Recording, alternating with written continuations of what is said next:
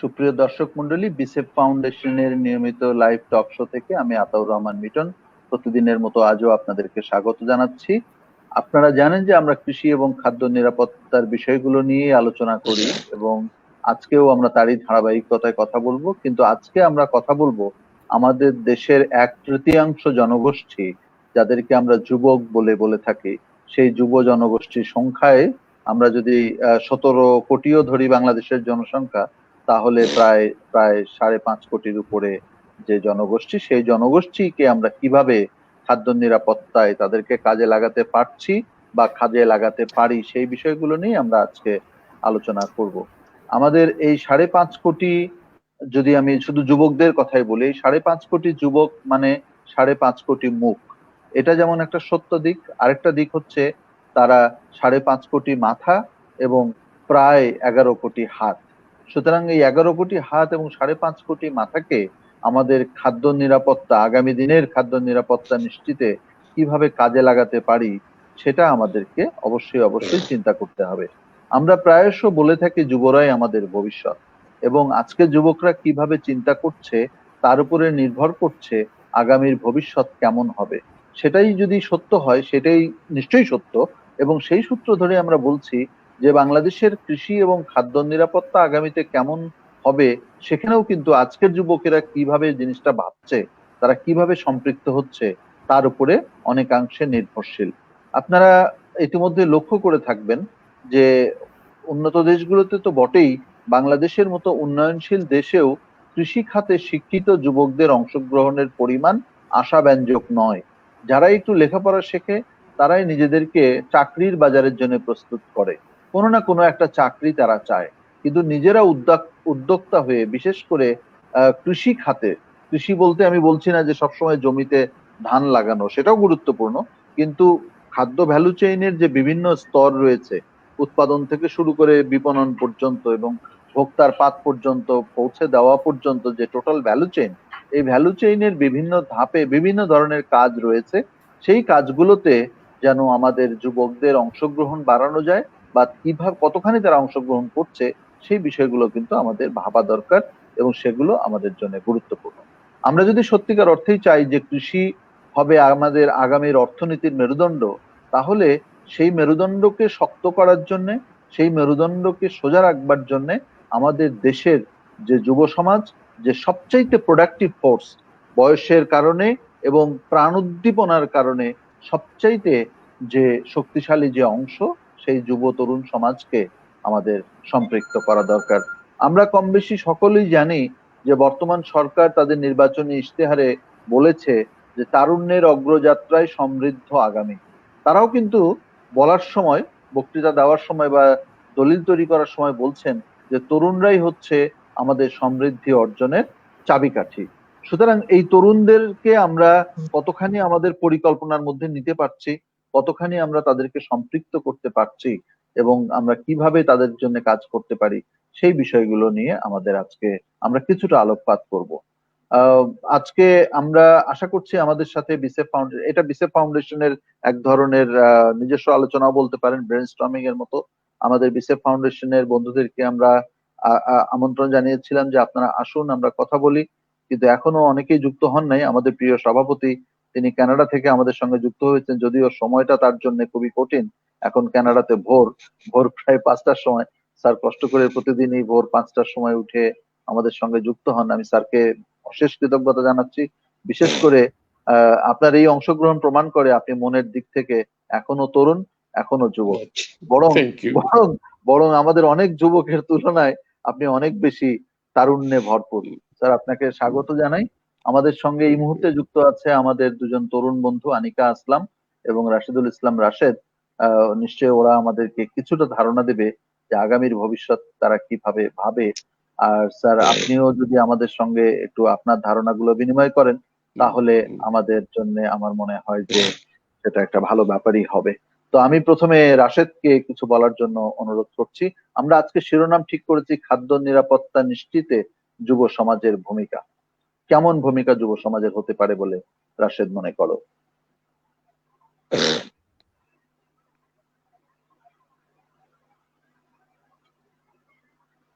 আপনাদের এই প্রোগ্রামে যুক্ত করার জন্য। আজকের বিষয় নির্ধারিত করা হয়েছে খাদ্য নিরাপত্তা নিশ্চিতে যুব সমাজের ভূমিকা। তো আপনি যেমনটা বলছিলেন যে আমাদের দেশের জনসংখ্যার প্রায় 1/3 যুবক।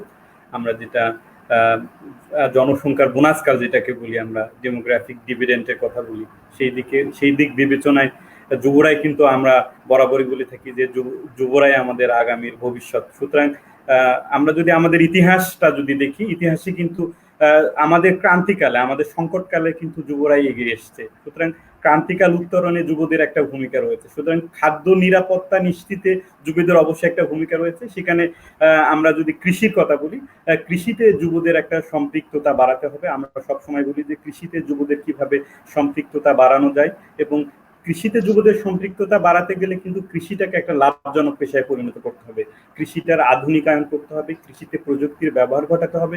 কৃষিটাকে যদি আমরা আধুনিকায়ন না করি, প্রযুক্তির ব্যবহার না করি, যদি আমরা লাভজনক পেশায় পরিণত না করি, তাহলে কিন্তু কৃষিতে যুবকদের অংশগ্রহণ অতটা বাড়বে না।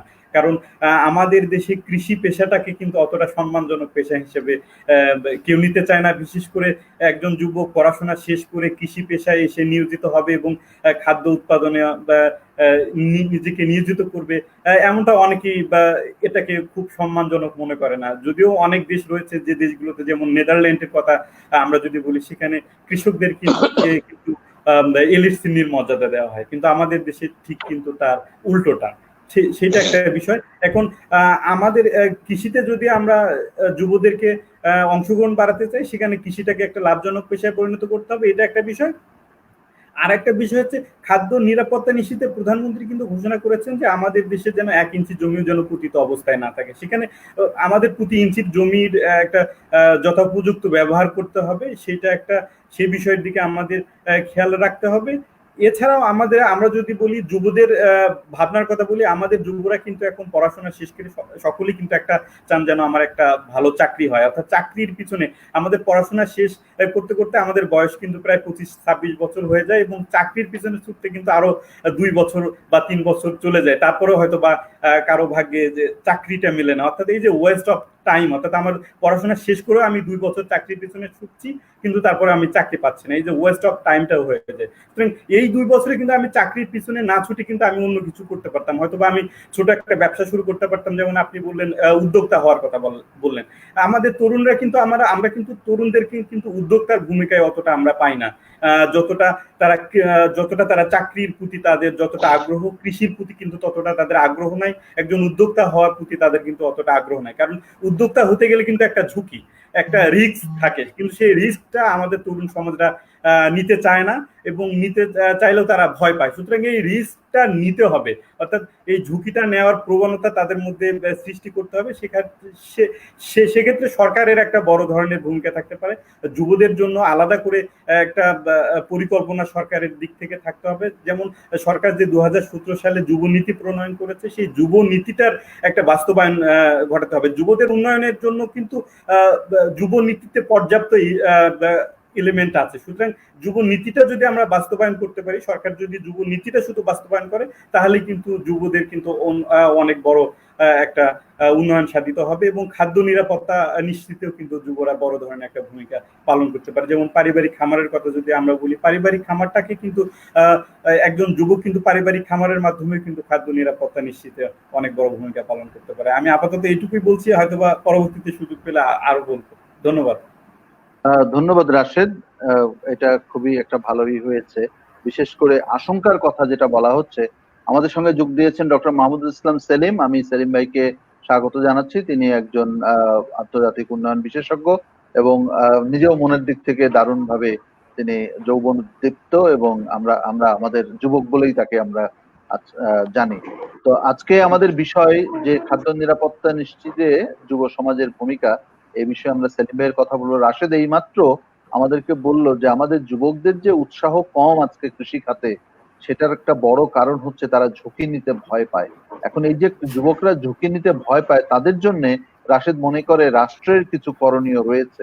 রাষ্ট্র কোনো একটা ব্যাকআপ দিতে পারে, যেই ব্যাকআপ দিলে পরে হয়তো যুবকরা তারা একটু সাহসী হবে। কি হতে পারে সেই ব্যাকআপ, সেই ব্যাপারে ডক্টর জয়নুল আবেদিন আপনি যদি স্যার যদি একটু বলেন আমাদের, তাহলে পরে যারা নতুন এসছে তাদের জন্য হয়তো আলোচনা করতে একটু সুবিধা হবে।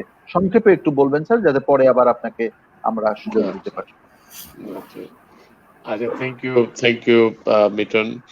আমি রাশেদের কথাটা খুবই মনোযোগ দিয়ে শুনতেছিলাম আর কি, এবং দুটা কথার ভিতরে একটা জিনিস মানে চলে আসতেছে যে যুবকরা আসলে কৃষির প্রতি খুব একটা মানে ঝুঁকছে না, সেটাকে ভালো পেশা হিসেবে গ্রহণ করছে না। এইটা মানে পরিষ্কার করার চেষ্টা করা হয়েছে। এইটা এইটা এইটা কেন, এটা আসলে মানে বোঝার দরকার। অনেকে বলে থাকেন কৃষি কাদার মধ্যে নামতে হয়, করতে হয়, এগুলা নানান কিছু বলে থাকেন, কিন্তু এটা কি শুধুই তাই? মানে এই মানসিকতার জন্য এই যে মানসিকতাটা তৈরি হয়েছে, এটা কি শুধুই যুবকদের নিজেদের তৈরি করা, নাকি আমাদের বৃহত্তর আমরা যারা চুলদারি পাকা আছি আমাদের মানে আমরাও দায়ী এর জন্য? আমার মনে আছে আমি একবার কয়েক বছর আগে গল্পটা বলি, আমার জাতির মানসিকতাটা সেটা প্রকাশ পাবে ওই গল্পটার ভিতরে, ছোট্ট করে বলতেছি। আমার পাশের সিটে আমাদের গুলশান এলাকার কোন একজন খুব ধনী ব্যক্তি আমার পাশের সিটে বসেছিলেন। তো ধনী ব্যক্তি এই জন্য বলছি যে মানে ওটা প্লেনের মধ্যে বিজনেস ক্লাসে বসেছিলাম দুজনই, এই কথায় কথা আলাপ হচ্ছিল। আলাপ হওয়ার পরে এক ফাঁকে উনি আমাকে জিজ্ঞেস করলেন আপনি কি করেন? আমি বললাম ভাই আমি একজন চাষা। সে মনে হলো মানে ইয়ে হয়ে গেল, আঁতকে উঠছে। বলবেন না না না এটা বলবেন না। আমি বললাম যে কেন? এটা আমি চাষা, এটা বলতে অসুবিধাটা কোথায়? তো বললেন না এটা খুবই ডেরোগেটরি। যদি আমি বললাম যে আমার বলতে যদি সম্মান না যায়, আপনার কাছে আপনি কেন মানে অসম্মানিত বোধ করতেছেন? মানে এইটা হলো মানে কথাটার ভিতরে এই যে চাষা শব্দটা ডেরোগেটরি হয়ে গেছে। সেই আগে জমিদারদের আমলে চাষার বেটাকে গালি দিত, এই ওর সেই কাজ থেকে আমরা উদ্ধার পাই নাই। আমরা জাতির যতই পরিবর্তন হয়েছে, আমরা লেখাপড়া শিখেছি, করেছি, কিন্তু আমরা এখনো রয়ে গেছি চাষা শব্দটা, যে চাষ করে সে চাষা, এটাকে গালি হিসেবে কেন নিতে হবে? ফলে কৃষি কাজ করি এই জিনিসটাই আসলে আমাদের মানসিকতার মধ্যে চলে আসতেছে যে এইটা একটা খারাপ কাজ, এটা ভালো কাজ না। কাজের মধ্যে যে চাকরি করতে হবে সেটা হলো গিয়ে সম্মানজনক কাজ, চাকরগিরি করব সেটা সম্মানজনক, কিন্তু চাষ করে খাবো, খাদ্য উৎপাদন করব সেটা মানে অসম্মানজনক। আমি ফলে এটা মনে করি যে ও যেটা বলছে যে খালি যুবকদেরকে দোষ দিয়ে লাভ নেই, আমরা যারা বুড়া আছি আমরা এই পরিবর্তনটা আনতে পারি নাই মন মানসিকতার ভিতরে।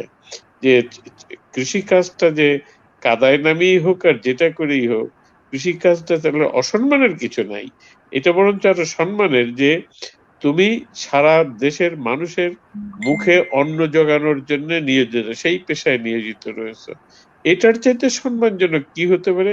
এটার চাইতে আত্মতৃপ্তিমূলক মানে আর কি হতে পারে, তাই না? এটা ফলে আমি আমি মনে করি যে আমাদের যুবক সমাজের, আমাদের নিজেদেরও পরিবর্তন আসা দরকার, আমাদের যুবক সমাজের মন মানসিকতায় পরিবর্তন আসা দরকার।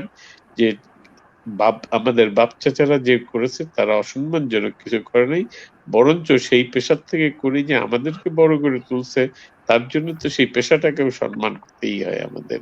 আর ওইটাই এখন পর্যন্ত আমরা জানতেছি, এটা এমন একটা জায়গা কৃষি, যেটা এখন এই কোভিড-19 নানান কিছু পেশা মানে মধ্যে এফেক্ট হয়ে গেছে, সার্ভিস সেক্টরে কাজ করে না, ইন্ডাস্ট্রি কাজ করতেছে না, সেইখানে কৃষি ঠিকই টিকে আছে এবং কৃষি আসলে অর্থনীতিকে ঠিক রাখার জন্য কন্ট্রিবিউট করতেছে। ফলে আমি যুবক হয়ে যদি কৃষি কাজে যাই তাহলে আমাকে তো সেই আত্মসম্মান বোধটা আমার মধ্যে আসতেই পারে, যে আমি দেশের অর্থনীতিকে সকল বিপদের সময়ও আমি সেটাকে ঠিক রাখতে কাজ করতেছি, কন্ট্রিবিউট করতেছি। তাহলে আমি একটা সম্মানজনক পেশায় সম্মানজনক কাজে আছি। এখানে আর একটা জিনিস হলো যে আমাদের শিক্ষা ব্যবস্থার ভিতরে আমি বেশি বলতেছি না তো, আমাকে স্যার থামাই বলেন দিও স্যার, মিটন। না না বলেন স্যার, স্যার বলেন স্যার। যে যে আহ, আহ, আমাদের শিক্ষা ব্যবস্থার ভিতরে আমাদের মন মানসিকতাকে উন্নত করার জন্য সেইভাবে নাই। আমরা হাজার কিছু বলতেছি, কত কিছু করতেছি, কিন্তু আমাদের নৈতিকতা, আমাদের মন মানসিকতা, আমাদের মরালিটি ইত্যাদি এই জিনিসগুলা উন্নত করার জন্য খুব শিক্ষার আমি দেখি নাই। কারণ আমি আমি মানে হয়তো বলবেন যে আপনি দেখছেন কিনা, কিভাবে দেখছেন। আমি কয়েকটা স্কুলের সঙ্গে ওতপ্রোতভাবে জড়িত আছি। ফলে ওইখানে আমি যখনই সুযোগ পাই তখন তার কারিকুলাম গুলা, বইগুলা আমি পড়ার চেষ্টা করি।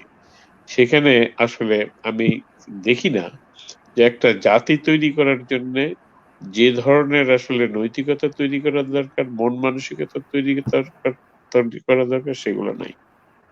কিন্তু আমাদের যুব সমাজ কিন্তু যে নেগেটিভ, তাদের নিজস্ব ইয়ের থেকে নেগেটিভ তা কিন্তু নয়। তাদেরকে সেভাবে তৈরি করছি না আমরা, তাদেরকে শেখাচ্ছি না। আমি কিছুদিন আগে মনে হয় গল্প করেছিলাম যে দিনাজপুরে আমি যখন ছোট ছিলাম, দিনাজপুরে চাকরি করতাম। আমাকে একটা এনজিও থেকে তাকে দায়িত্ব দিয়েছিল ওনারা যে এই টেকনোলজি ট্রান্সফার করতে হবে। আমি তখন ইয়াং ম্যান, খুব অত জানতামও না, কিন্তু মাথায় আসলো ঘুরতে ঘুরতে যে একটা স্কুলের ছাত্রদেরকে আমরা কিনা কৃষিকাজ শেখাতে পারি কিনা, এবং তাদেরকে শেখানোর মাধ্যমে আমরা উন্নত প্রযুক্তিগুলো তার বাবা মায়ের কাছে নিতে পারি কিনা। তো সেইখানে আমার যেটা উপলব্ধি সেটা হলো যে বাচ্চারা স্কুলের পরে বাড়ি যেত না, বরঞ্চ নিজের ক্ষেতের মধ্যে তারা লেগে থাকতো। তার মানে কৃষিকাজটাকে ছোটকাল থেকেই তাদেরকে যদি কাজের দেওয়া হয়, তাদেরকে শিক্ষা দেওয়া হয়, তারা কৃষিকে খারাপ ভাবে নেবে না। এটা ফলে আজকে আমাদের দরকার হলো সেই শিক্ষাটা। আমরা স্কুলে কেন কারিকুলাম চালু করতে পারি না যে কৃষিকাজ প্রত্যেকের স্কুলের মাঠে একখণ্ড জমি থাকবে, সেই জায়গাটায় আসলে ছাত্ররা কাজ করবে, কৃষিকাজ শিখবে, যাতে করে কৃষিকে শুধু কাজ শিখে না, কৃষিকে যাতে ভালোবাসা শেখে। ফলে কৃষিকে যাতে মানে একটা খারাপ ডেরোগেটরি কাজ, অসম্মানজনক কাজ, এইটা যেন না বোধ করে, তার কৃষি তার প্রেম বৃদ্ধি করার জন্য, ভালোবাসাটা বৃদ্ধি করার জন্য তাকে ওখানে শেখা দরকার। আমি অনেক বেশি বলে ফেলছি আসলে। স্যার অনেক পরে অনেক যদি বলার অনেক চেষ্টা ধন্যবাদ করি। স্যার, আমি আপনার কাছে থ্যাংক আসবো ইউ স্যার। যেই যেই প্রশ্নটা আপনার কাছে ছিল, সেই প্রশ্নটা রয়ে গেল যে এই যে যুবকরা যে ভয় পায়, তারা ঝুঁকি নিতে ভয় পায়, সে তার জন্য রাষ্ট্রের কি করার আছে, সরকারের কি করার আছে, রাশেদ বলছিল সেই, যে ওই জায়গাটা কি একটু বলবেন স্যার এখন, নাকি আচ্ছা, পরে এখনই বলবেন? বলি কারণ স্যার বলা যায় না বলেন। তো কি হয় আমার। যুবক জি স্যার, মানুষ তো কোন সময় হারায় যেতে পারি আর কি। স্যার মানে বলেন। আমি আমি আমার কথার থেকেই আমি ফেরত আসি আবার, যে মানে যেটা আপনি তো বিসিএফ বলেছিলাম যে ফাউন্ডেশনের সভাপতি হিসেবে ধরেন আমরা পলিসি অ্যাডভোকেসি করছি বিসিএফ ফাউন্ডেশন, সুতরাং এটাও তো একটা পলিসির জায়গা যে না, যুবকদের শিওর জন্য একটা শিওর এনাবলিং শিওর এনভায়রনমেন্ট কিভাবে তৈরি করা যায়। শিওর মানে আমি বিসিএফ ফাউন্ডেশনের সভাপতি হই না হই, আমি মনেই করি যে যে কোনো কর্মকাণ্ডে পলিসি এডভোকেসির জন্য আমার একটা নৈতিক দায়িত্ব রয়ে গেছে। তা আমি যে কথাটা বলতেছিলাম যে আমাদের যুব সমাজকে তৈরি করতে হবে আর্লি অন, গোড়ার দিক থেকেই যুব সমাজকে তৈরি করতে হবে যাতে সে আগে ভালোবাসে জিনিসটা। যদি আপনি ভালো না বাসেন, আমি যদি ভালো না বাসি যে জিনিসকে, সেই জিনিসটা যদি আমাকে করতে বলা হয়, আমার কাছে তো ঝুঁকিপূর্ণ মনেই হবে, হতেই পারে, কারণ আমি যেটা জানি না সেটা আমি কি করে করব। তো ঝুঁকিটা তো ওইখানেই আমার আসছে। আমি কৃষিকাজ যদি না শিখি, কৃষিকাজ যদি না জানি, কৃষিকে যদি ভালো না বাসি, তাহলে আমি ওইটা করতে গেলে আমার কাছে ঝুঁকি মনেই হবে, কারণ আমি ঠিক মতো করতে পারবো কি পারবো না, এটা তো মানে স্বাভাবিক ব্যাপার। রাশিদ যে কথাটা বলছে ভেরি কারেক্ট, ওরা ঝুঁকিপূর্ণ মনে করতে পারে।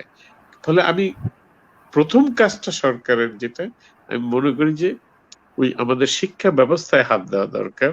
যে শিক্ষা ব্যবস্থায় আমাদের যে এই যে সনাতন আমাদের যে পেশা, যে কৃষিকাজ, আমাদের বাপ দাদা 14 গোষ্ঠী যে কাজটা করে আসছে, আমাদের বেশিরভাগ লোকেরই কৃষির সাথে আমাদের বাপ দাদাদের কাজ করলে পাওয়া যাবে, সেইটাকে ভালোবাসা শেখাইতে হবে, সেটাকে শিখাইতে হবে যে কৃষি কাজটা তাহলেই ও যদি জানে তাহলেই পরে আসলে করতে হবে। ওই জায়গা থেকে আসলে আসার দরকার। ওইখানে যদি না থাকে আপনি, তখন তার নিজেরও শেখার আগ্রহ থাকবে না, সবসময় ওইটাকে ঝুঁকিই মনে হবে। সরকারের দায়িত্ব আগে শিক্ষা ব্যবস্থার ভিতরে একটা আমূল পরিবর্তন এনে দেওয়া, যাতে করে সেই জায়গাতে বাচ্চারা ছোট থেকেই ও কৃষি বিশ্ববিদ্যালয়ে পড়ুক আর না পড়ুক, সে যেন কৃষির প্রতি তার একটা মমত্ববোধ জাগে।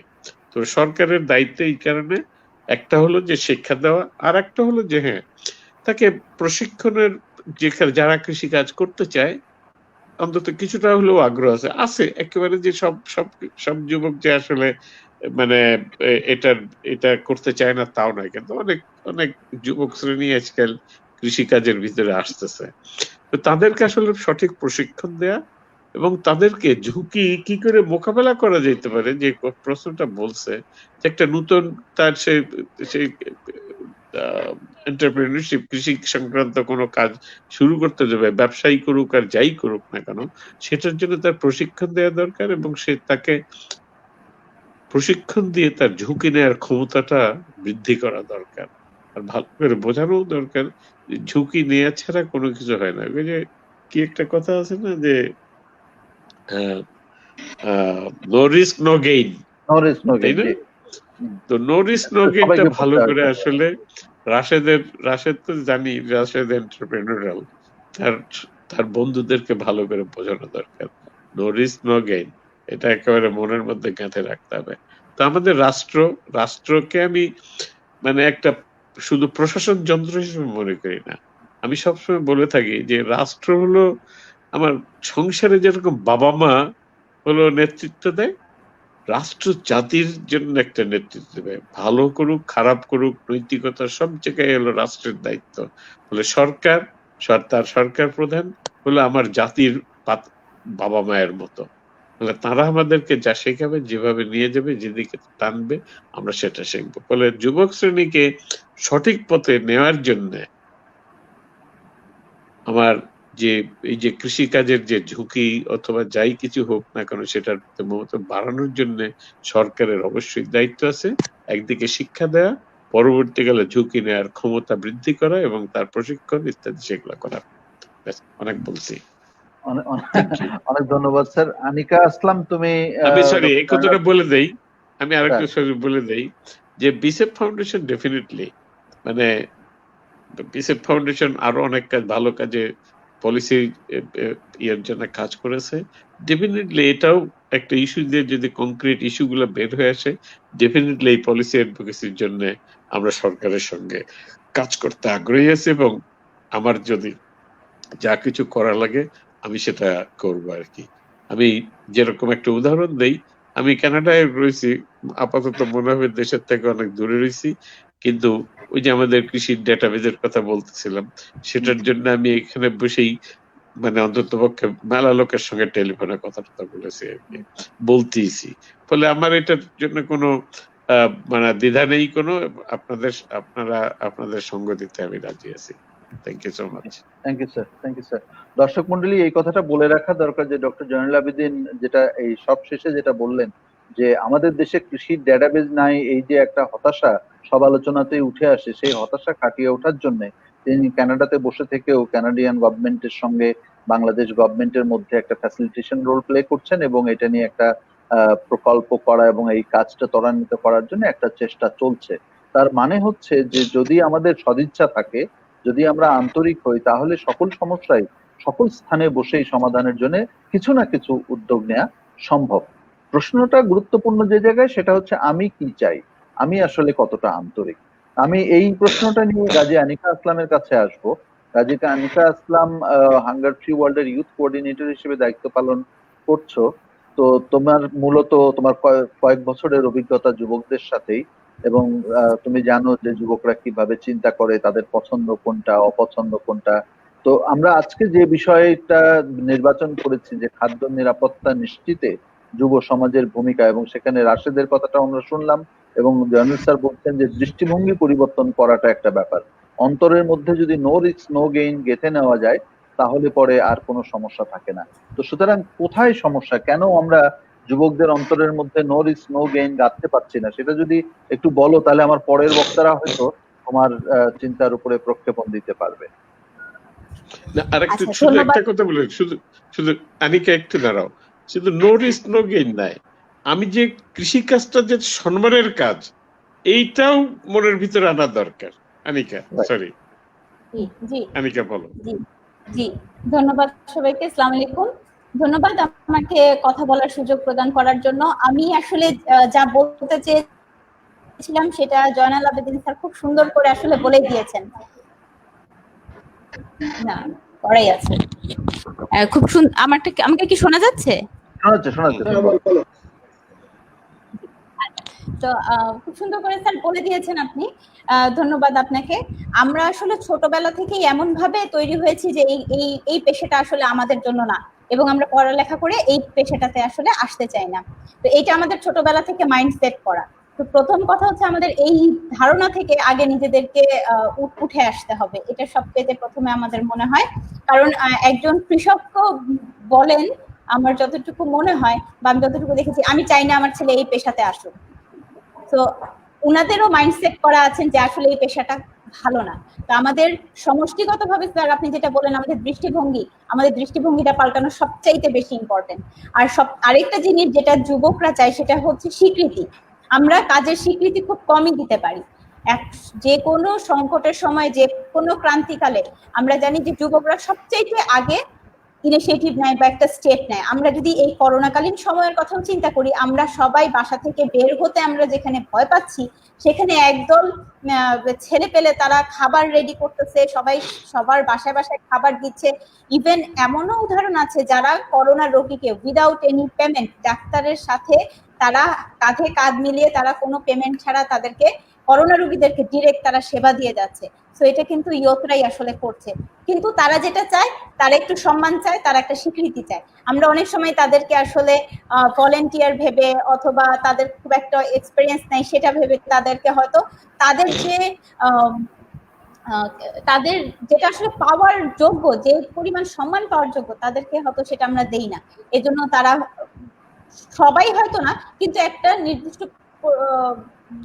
গোষ্ঠী হচ্ছে তারা সব ধরনের কাজে তারা এগিয়ে আসতে চায় না। এবং কৃষিকাজ তো অবশ্যই, যেখানে অনেক বড় বড় কাজ করে তারা স্বীকৃতি পায় না, সেখানে এরকম কৃষি কাজের মতো একটা কাজকে তারা তাদের পেশা হিসেবে নিতে চাবে না। শুধুমাত্র হাস্যরসের পাত্র তো তারা অবশ্যই হতে চাবে না, এই জন্য তারা বেসিক্যালি আসতে চায় না। তো আমার সেটা যেটা মনে হয় যে আমাদেরকে সহজ শর্তে ওদেরকে ঋণ দিতে হবে।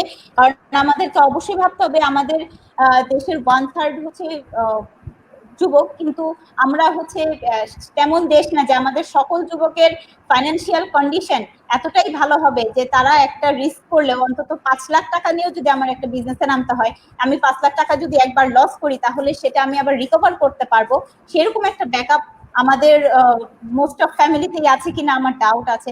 তো সেটাও একটা অনেক বড় একটা কি বলবো, এটা একটা হীনমন্যতা অথবা একটা সংকীর্ণতার কারণ হয়ে থাকে যে আমি যে আমার বাবার বা আমার নিজের হোক, আমাদের এই সমাজের প্রেক্ষাপটে 5 লাখ টাকা আমার নিজের পক্ষে তো ইনকাম করা একটা স্টুডেন্টের পক্ষে অবশ্যই সম্ভব না, কিন্তু আমি আমার বাবার কাছ থেকেই যে 5 লাখ টাকা নিব, সেটা আবার তাকে আমি ফিরিয়ে দিতে পারবো কিনা, অথবা এটা একটা ঝুঁকির মধ্যে পড়বে কিনা, এই জিনিসগুলো চিন্তা করে আমি যদি ঝুঁকির মধ্যে পড়ি সেটা থেকে আমি উঠবো কিভাবে, দিব কিভাবে, এই জিনিসগুলো নিয়েই আসলে চিন্তা করতে করতে ছেলেমেয়েরা আসলে কুল কিনারা পায় না। তা আমরা যদি তাদেরকে ট্রেনিং দিতে পারি, তাদের ইন্টারেস্ট বাড়াতে পারি, তাদেরকে যথাযথ স্বীকৃতি দিতে পারি, এবং তাদেরকে সহজ শর্তে ঋণ দিতে পারি, এবং এই খাতটাকে যদি আরো মডার্নাইজ করে যদি ইন্টারেস্ট তাদের বাড়াতে পারি, আমার মনে হয় এটা একটা চমৎকার একটা খাত হিসেবে পরিচিত হবে। কারণ আমি বাজার থেকে একটা গাজর কিনে আনার চাইতে আমার টপ থেকে একটা যদি আমি গাজর ছিঁড়ে খাই, সেটার যে কি পরিমাণ আনন্দ, সেটা যদি আমি একটা স্টুডেন্টকে বা একটা বাচ্চাকে যদি ছোটবেলা থেকে শেখাতে পারি, আমার তো মনে হয় না এই প্রফেশন থেকে অথবা এই লাইনটা থেকে একজন যুবক কখনো এখান থেকে লাইনচ্যুত হবে। আমার যতটুকু ছোট জ্ঞানে, সীমিত জ্ঞানে আমার যতটুকু মনে হয় আমি অতটুকু পর্যন্তই আমি শেয়ার করলাম। আর হচ্ছে আমাদের যুবকরা, দেশের যুবকরা, আমি একটা জিনিস শেয়ার করি, মিটন ভাইয়া বললেনই আমি একটা অর্গানাইজেশনের সাথে যুক্ত আছি, হাঙ্গার ফ্রি ওয়ার্ল্ড এর সাথে আমি আছি ইয়ুথ কোঅর্ডিনেটর হিসেবে।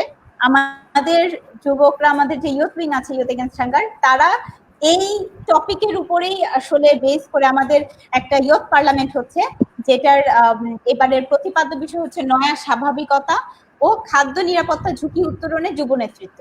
আগামী 25শে জুলাই দুপুর 3টা থেকে 5টা পর্যন্ত আমাদের 20 জন সিলেক্টেড যুব বন্ধু এটা নিয়ে তারা কথা বলবেন এবং 350 জন পার্লামেন্টেরিয়ান এখানে অংশগ্রহণ করবেন।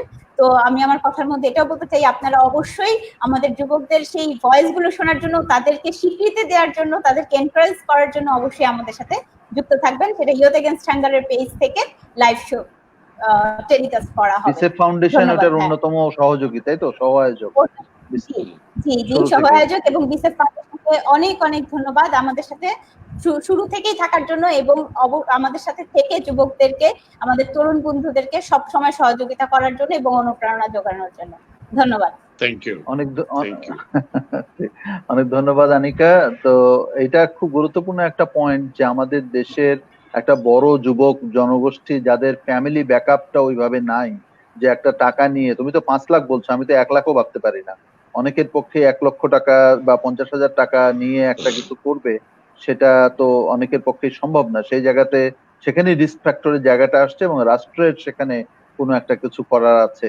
আবার এখানে সামাজিক উদ্যোগের ব্যাপারও কিন্তু থাকতে পারে, যে আমার নিজের পুঁজি নাই কিন্তু আমরা 5 জনে মিলে ছোট ছোট পুঁজি নিয়ে করতে পারি। আমি একবার রংপুরের মিঠাপুকুর অঞ্চলে একটা উদ্যোগ দেখেছিলাম, যে সেখানে 5 জন যুবক, ওরা ওরা সবাই গ্রামীণ যুবক এবং পুঁজি নাই, ওরা 5 জনে মিলে একটা পানির মেশিন কিনবে। ওই যে আমরা তখন একটা মেশিনের দাম 20,000 টাকা মানে লাগতো আর কি, জমা দিলে 1,040 টাকা লাগে, বাকি টাকা গভর্নমেন্ট থেকে ঋণ দেয়।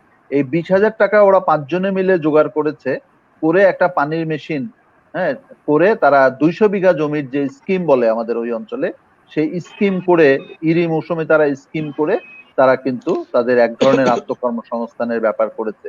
এবং ওই যুবকদেরকে আমি জিজ্ঞেস করেছিলাম যে এর থেকে কি আপনারা লাভবান হতে পারবেন? তো বলে হ্যাঁ, আমরা লাভবান হতে পারবো এবং আমরা লাভের টাকা দিয়ে আমরা গরু কিনবো ভাবছি, আমরা একটা গরুর খামার করব।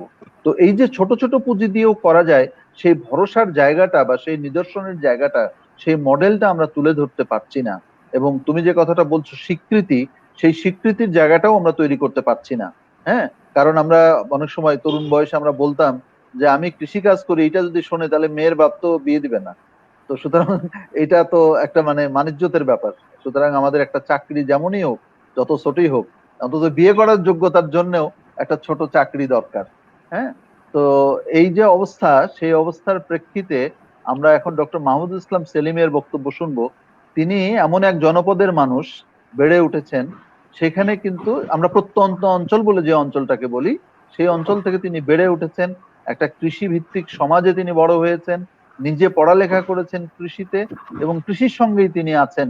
এখন নিজেও একটা খামার করছেন চাকরির পাশাপাশি। কৃষি তিনি ভালোবাসেন।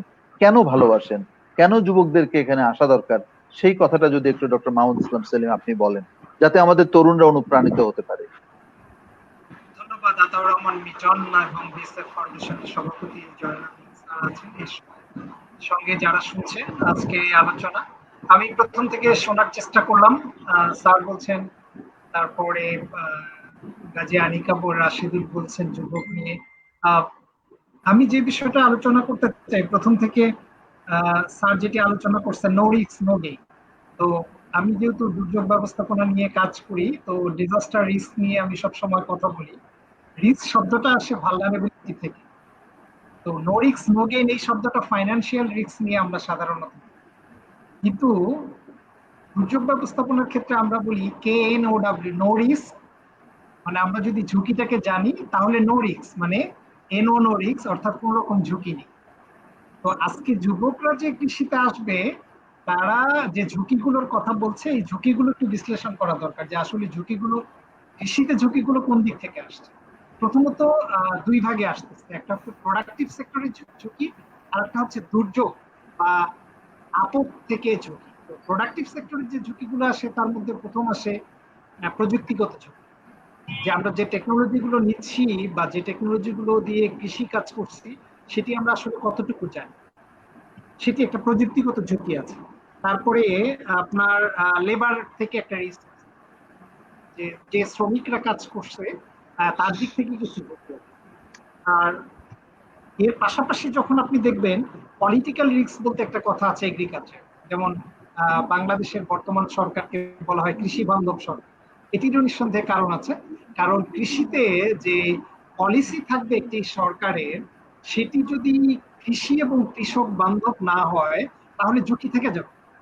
এটি একটা পলিটিক্যাল রিস্ক বলা হয়, এবং এর সঙ্গে রিস্ক হচ্ছে ফাইন্যান্সিং বা ফাইন্যান্সিয়াল রিস্ক, মানে কৃষিতে কি পরিমাণ ইনসেন্টিভ যাবে, কৃষি এবং কৃষককে কি পরিমাণ মর্যাদা দেওয়া হবে, কৃষি এবং কৃষক এবং তার সাবসিডির কোম্পানিগুলোকে কতটুকু পরিমাণ নিরাপত্তা সরকারিভাবে দেওয়া হবে, এগুলো কিন্তু পলিসি থেকে আসবে। এই ঝুঁকিগুলো কিন্তু একটার সঙ্গে আর একটা সম্পর্ক। এ কারণে আমরা বলি যে আপনি যদি ঝুঁকিটা সম্বন্ধে জানেন, ANOW, know risk, then you can reduce the risk, ঝুঁকিগুলো কমাতে পারে।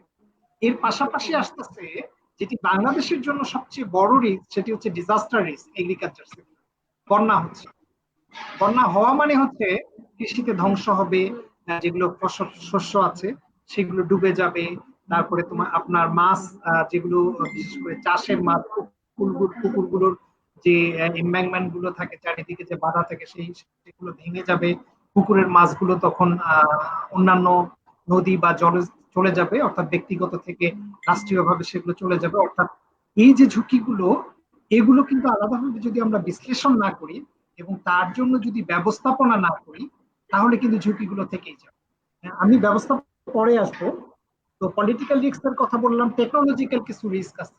অর্থাৎ আমরা কৃষিকে অনেক আগে থেকেই মনে করি এটা নিয়ে পড়াশোনা করার কি দরকার। যেমন আমি একটা সহজ বিষয় বলি, জয়নুল আবেদিন স্যার আছেন এখানে। আমরা যখন সবুজ বিপ্লব শুরু করলাম তখন আমরা ছাত্র, স্যাররা প্রযুক্তি দিচ্ছি, আমরা শুধু ইউরিয়া সার দেওয়ার কথা বললাম, কিন্তু ইউরিয়া সার কোন মাত্রায় দিতে হবে, কতটুকু দিলে বিপজ্জনক, এবং এর সঙ্গে অন্যান্য সারের যে মিশ্র প্রতিক্রিয়াগুলো কি কি, অন্যান্য সার যখন আমরা ব্যবহার করলাম তখন শুধু আমরা এনপিকে এর কথা বললাম, কিন্তু আরো যে মাইক্রো মিনারেলস গুলোর কথা আছে, জিঙ্ক, মলিবডেনাম, এগুলোর কথা কিন্তু তখন আমরা বললাম না।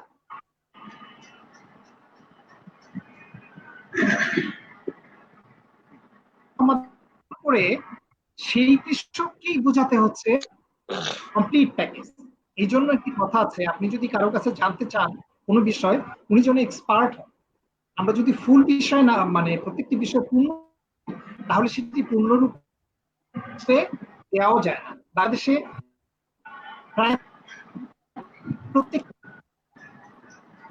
চ্যালেঞ্জ আসে, সেই প্রযুক্তি চ্যালেঞ্জ গুলোর কারণে আমাদের অনেক সমস্যা হয়, এবং কৃষিতেও সেটি আছে। তো সত্যি বিষয় যে বাংলাদেশে কৃষিতে বিশ্ববিদ্যালয় অনেক, এবং কৃষি গ্রাজুয়েটদের, কৃষকদের সঙ্গে নিবিড় যোগাযোগ, বিআরসি যারা প্রযুক্তি সম্প্রসারণের সঙ্গে দুই গ্রুপের সঙ্গে কাজ করেন, পাশাপাশি ভাবে মিডিয়ায় এই গ্রুপ অফ পিপল ওয়ার্কস, আমি রেজা ভাইয়ের কথা এখানে বলবো। এছাড়াও এখন প্রায় প্রত্যেকটি টিভি চ্যানেলেরও কৃষি বিষয়ে কিছু কর্মসূচি আছে, যার মাধ্যমে জনগণের কাছে কৃষি প্রযুক্তিগুলো পৌঁছে। কিন্তু দুর্যোগ ঝুঁকির ক্ষেত্রে যে ব্যবস্থাপনাগুলো, তার মধ্যে দুটো দিক আছে। একটি হচ্ছে যে সরাসরি দুর্যোগ ঝুঁকির ক্ষতিটা আমরা কিভাবে পুষিয়ে দিতে পারি। আমরা সবসময় ঋণের কথা বলি, কিন্তু কৃষকদের একটি ফসল যখন চলে যায় তার কম্পেনসেট করার কথা কিন্তু গভর্নমেন্ট বলতেছে। এটি কিন্তু একটা খুব গুরুত্বপূর্ণ বিষয়। আমার 1 বিঘা জমি ফসল নষ্ট হয়ে গেছে, আমি তাকে 10,000 টাকা লোন দিলাম, এই লোনটা কিন্তু কৃষি তাকে ফেরত দিতে হবে, কিন্তু তার যে ফসল নষ্ট হলো এই জন্য সরকার তাকে কতটুকু কম্পেনসেট, এটি কিন্তু আমাদের পলিসিতে আনতে হবে। অর্থাৎ আমরা যে ইনসেন্টিভ দিচ্ছি 1100 কোটি বা 1300 কোটি, আমি এক্স্যাক্টলি এই বছর কতটা আছে জানি না এই মুহূর্তে, তার মধ্যে থেকে কিন্তু কৃষকদের জন্য এই কম্পেনসেটরি বাজেটটা নাই। একটা গরু মারা গেল, একটা গরুর দাম 15,000 থেকে 45,000 হতে পারে, বা এখন 1 লাখ, 2 লাখ, 3 লাখ পর্যন্ত হতে পারে বিফ ক্যাটেল যে।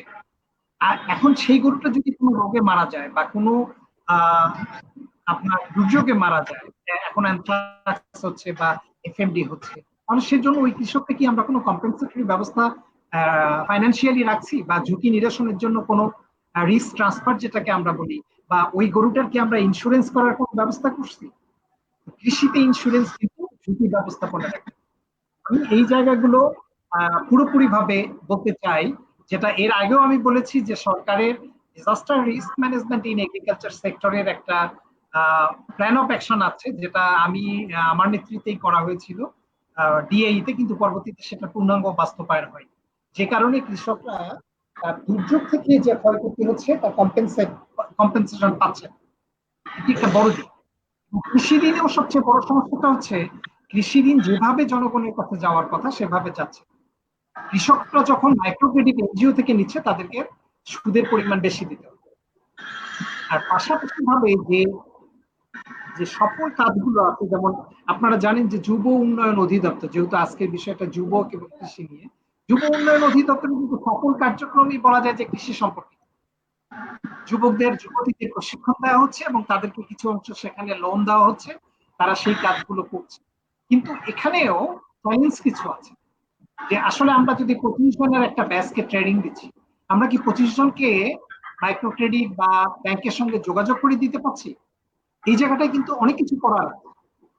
তারপরে কোঅপারেটিভ সিস্টেম, আপনি যদি দেখেন সমবায় অধিদপ্তর নামে আমাদের অধিদপ্তর আছে এবং তারা যথেষ্ট কাজ করে।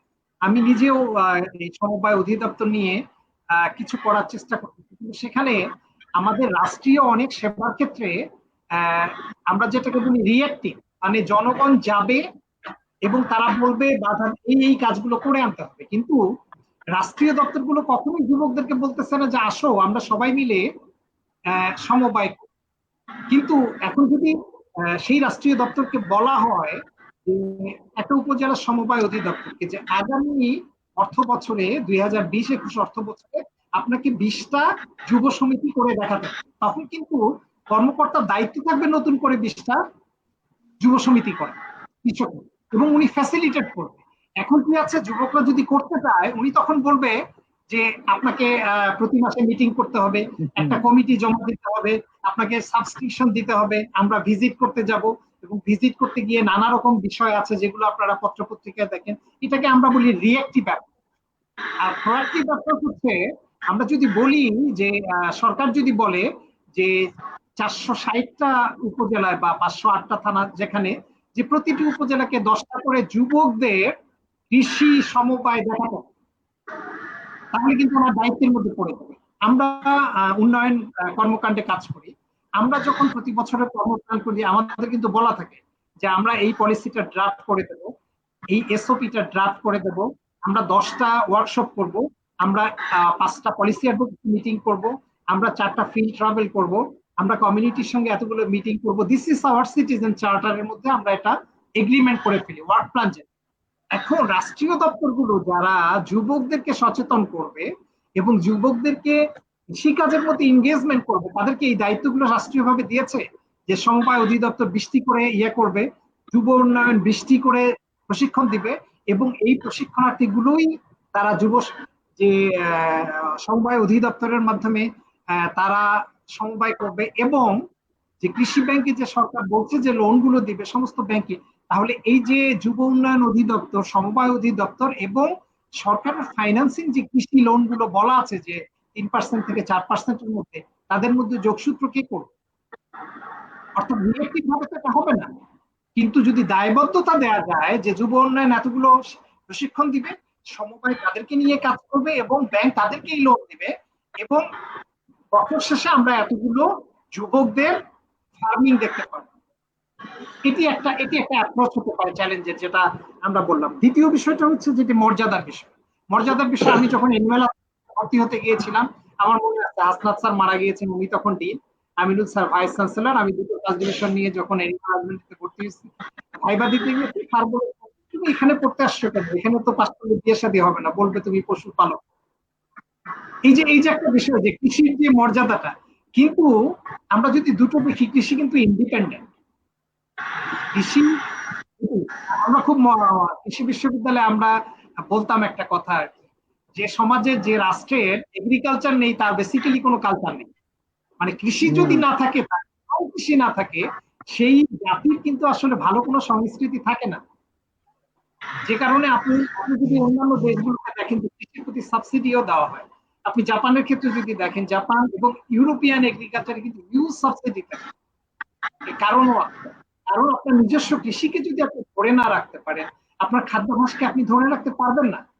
এই জন্য অনেক সময় রাষ্ট্রীয়ভাবে তাদেরকে সাবসিডি দেওয়া হয় যে আপনি কম্পিটিটিভ এগ্রিকালচারে তাদেরকে আসতে হয়। যে কারণে আমি আবারও বলছি যে political risk and financial risk together. আমি অত্যন্ত আনন্দিত যে এই সরকার, আমরা সবসময় বলি যে আওয়ামী লীগের সরকার থাকলে কৃষি বান্ধব একটা পরিস্থিতি হয়, সেটি কিন্তু যুব বান্ধব এই কথাটা কি আমরা বলতে পারছি? যে যুব বান্ধব বা এই যুবকদের জন্য অনেক বেশি কর্মসূচি থাকতে হবে কৃষির সঙ্গে, এবং যুবকদের সম্প্রদায়ের, আমি তো সমবায়ের যে প্রত্যেকটা অধিদপ্তরের কিছু স্পেশাল দিবস থাকে, সেই দিবসের মধ্যে একটি দিবস কিন্তু সমবায় করতে পারে যে যুবকদের কতগুলো কৃষি সমবায় গঠন করে ফেলে, তাদেরকে কতটা জায়গায় ইনগেজ করে ফেলে। আরেকটি বিষয় আমি বলতে চাই, জয়নাল আছেন, আমি দেখছি রেজা ভাই খুব ফলো করতেছেন এই বিষয়গুলো, উনি মাস মিডিয়া নিয়ে কাজ করেন। আমরা একটা জায়গায় আমরা কখনোই এটা ভাবছি না যে আমাদের এখন সবচেয়ে বড় সমস্যাটা হচ্ছে কৃষি শ্রমিক সংকট। আমি নিজে, আমার ফার্ম আছে, আমি চাচ্ছি যে একটা ছেলেকে বা একটা মেয়েকে, আমি একটা কাপড়ও চাচ্ছি যে তারা কৃষিতে কাজ করে, তারা দুজন মিলে গ্রামে গিয়ে যদি 12-12-24,000 বা 10-20,000 টাকা কাজ করে, একটা উপজেলায় কিন্তু এটা অনেক কম। আজকে করোনার সংকটে আপনি দেখছেন যে মধ্যবিত্ত শ্রেণী ঢাকা থেকে জেলায় বা উপজেলায় চলে যাচ্ছে, বিশেষ করে যারা টেম্পোরারি জব। কিন্তু আপনি গ্রামে গিয়ে একটা ফার্মিং করবে, সেখানে তাদেরকে প্রথমত হচ্ছে যে আমরা কৃষি শ্রম দিতে চাচ্ছি না, দ্বিতীয় হচ্ছে যে নারীরা যেভাবে গার্মেন্টসে আসছে, নারীরা কিন্তু সেভাবে কৃষিতে এখনো যোগ দিচ্ছে না। একটা সময় ছিল যে কৃষির যে কাজ, কিছু কাজ কৃষিতে এখনো নারীরা করে, যেমন বীজ সংরক্ষণ, হোম স্ট্রিট এগ্রিকালচার যেটাকে আমরা বলি, হর্টিকালচার বা সবজি উৎপাদনে তাদের অনেক ভূমিকা আছে। কিন্তু এবং কিছু কিছু ক্ষেত্রে অনেক নারী কেস স্টাডি হিসাবে আমরা পত্রিকায় পড়ছি যে তারা এগিয়ে আসছে। এগুলো কেস স্টাডি বা এইসব ছোট ছোট এক্সাম্পল গুলোকে, উদাহরণগুলোকে আমরা যখন বলি, এটা একটা বিশেষ কেস, কিন্তু অগ্রযাত্রা যখন আমরা বলবো তখন একটা সার্টেন পার্সেন্টেজ চলে আসতে হবে। আমি নিজে দেখেছি আমার ফার্মে, আমার প্রায় 6-7 একর জমিতে ফার্ম, তাদেরকে কাজ দিলে তারা করে না কিন্তু তা নয়, কিন্তু প্রশ্ন হচ্ছে এই যে গণজাগরণটা বা যুব জাগরণটা, এটি হচ্ছে না কৃষির জন্য। তারা কৃষিতে কাজ করতে চাচ্ছে না, এবং কৃষিতে কাজ দিলেও তারা মনে করতেছে তাদেরকে সুপারভাইজারি রোল দেয়া, কিন্তু কৃষিতে সুপারভাইজারি কাজ খুবই কম। মাঠে নিজেকে কাজ করতে হয়। আমি যখন মাঠে যাই আমি তখন দেখি শুধু হাঁটলেই হয় না, একটা গাছের আগাছা তুলতে, একটা মাছ চাষ করতে গেলে সেখানে নিজেকে শ্রম দিতে, আপনি ফল বাগান করতে গেলে আপনাকে ফল কিছু জানতে হচ্ছে, কারণ কৃষিতে কিন্তু লেবার সংকট। আপনি যদি দেখেন এবার ধানের ক্ষেত্রে প্রতিটি শ্রমিকের মূল্য 500, 600, 700 পর্যন্ত উঠেছে, তার মানে 20 দিন শ্রম দিলে 14,000।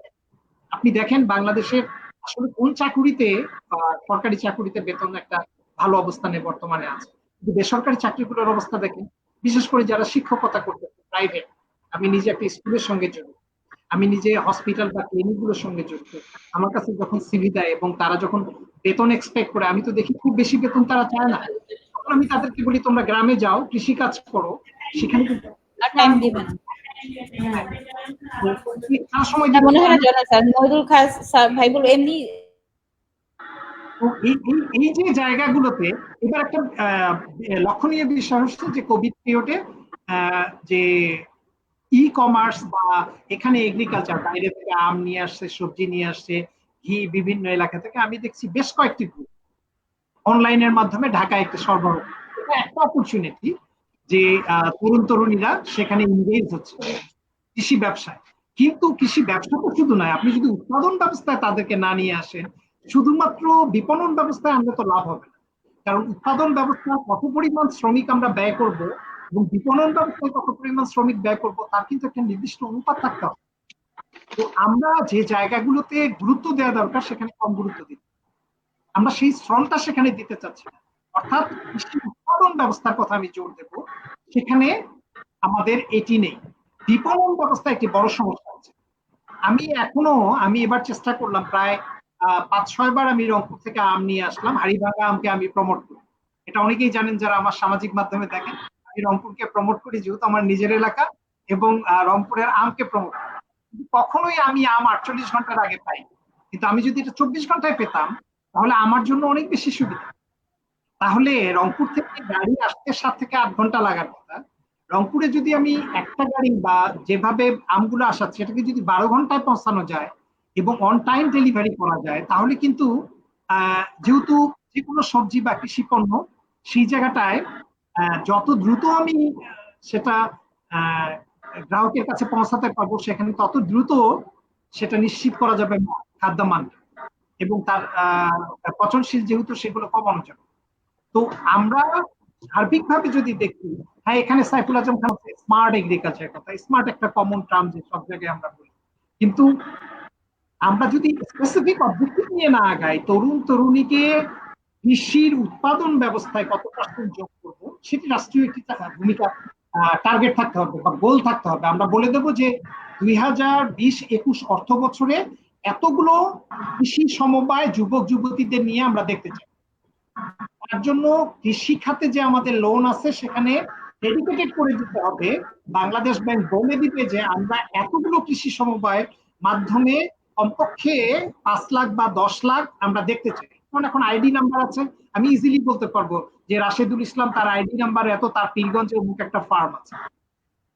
এই যে স্যার ডাটাবেজের কথা বলছেন, এখন তো আমরা কিন্তু ইনভলভ করতে চাই। তো মূল বিষয়টা হচ্ছে, সর্বশেষ আমি যে কথাটি বলতে চাই, চাকুরি না কাজ চাই। স্লোগানটা হবে এরকম। আমরা সবসময় অফিস করতে চাই। আমি সামাজিক মাধ্যমে সেদিন লিখছিলাম, অনেকে এটা পছন্দ করেছে। আমরা জাপানে বা যখন ইউরোপে যাবেন, সকালে উঠে যখন ব্যাগ নিয়ে রাস্তায় হাঁটবেন, জিজ্ঞাসা করেন কোথায় যান, কাজে যান, কখনোই বলবেন আমি অফিসে।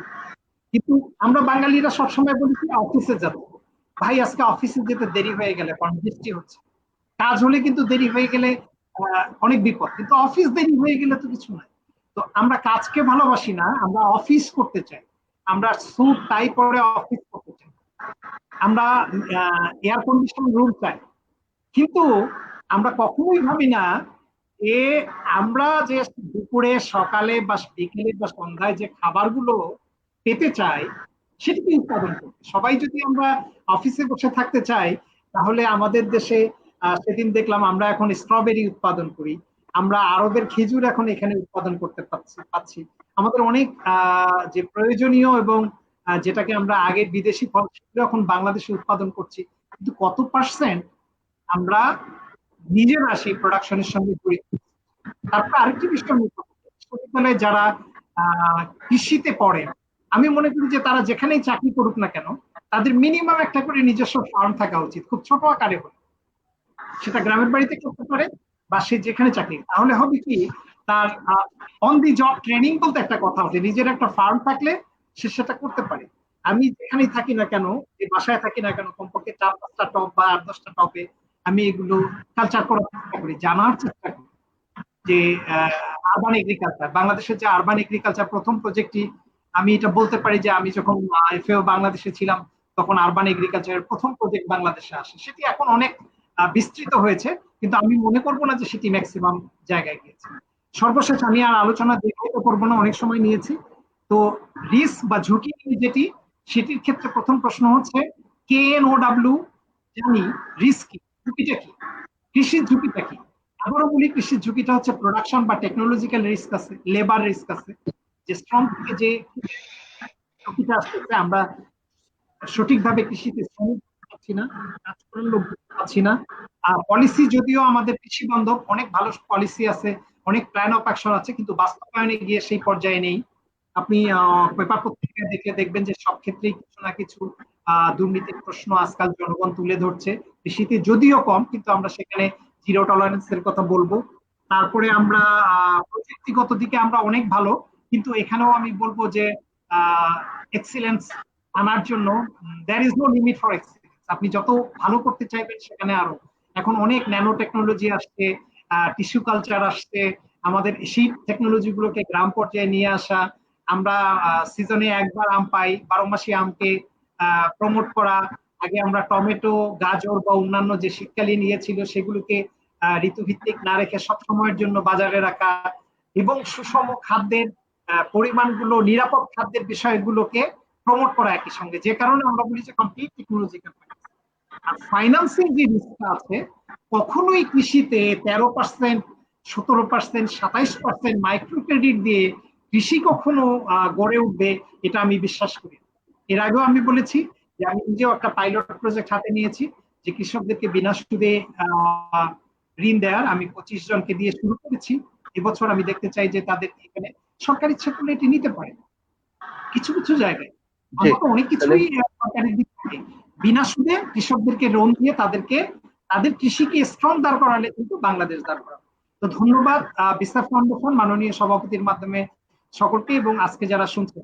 মিটন ভাই, মাঝে মাঝে আমাকে ডাকার জন্য, সুযোগ করে দেওয়ার জন্য আবারও আপনাকে ধন্যবাদ সেলিম ভাই, আপনি চমৎকার আলোচনা করেছেন, নিজের জীবনের অভিজ্ঞতা থেকে বলেছেন।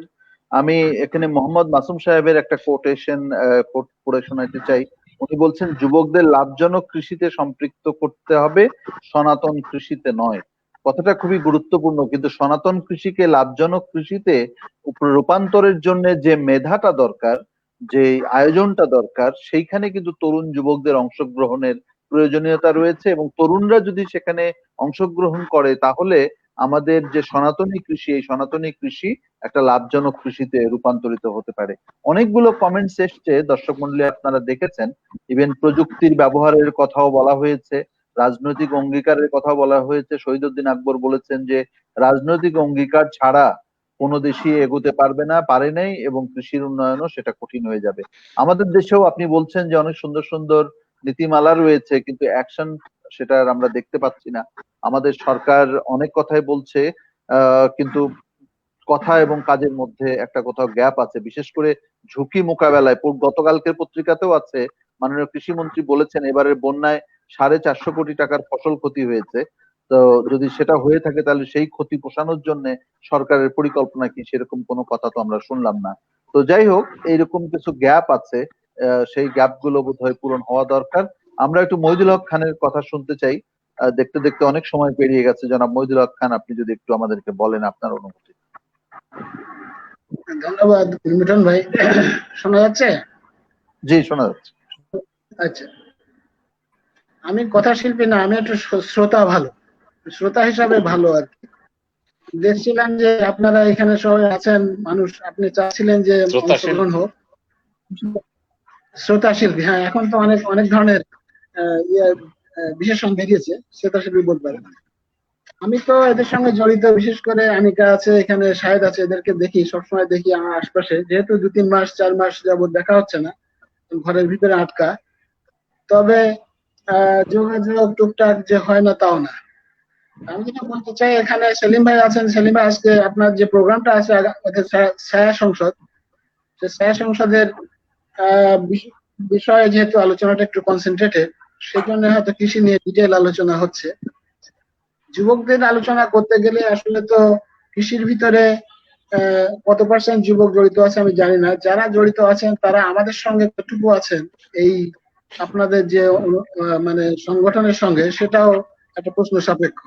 কারণ কৃষিকে আমরা এখনো পর্যন্ত একটা শিক্ষা নির্ভর, প্রশিক্ষণ নির্ভর বা জ্ঞান নির্ভর করতে পারিনি। সেটা তো আমাদের ব্যর্থতা, এবং এটা একটা মনে হচ্ছে যেন কৃষি করতে গেলে লেখাপড়া না করলেও চলে। যারা চাষা আছে, যেটা আমাদের জনাল ভাই বলছিলেন, যে চাষা যারা, তাদের তো লেখাপড়া না করলেও চলে।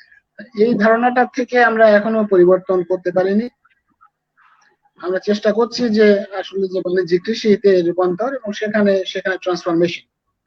তবে এক্ষেত্রে যেসব কাজগুলো হয়েছে আমার মতে, সেই কাজগুলো কিন্তু আমরা তার সুফল কিন্তু পাই নাই। কারণ এক সময় আমরা জানি যে যখন জনাল ভাইরা পড়েছেন তখন একটাই কৃষি বিশ্ববিদ্যালয় ছিল ময়মনসিংহে।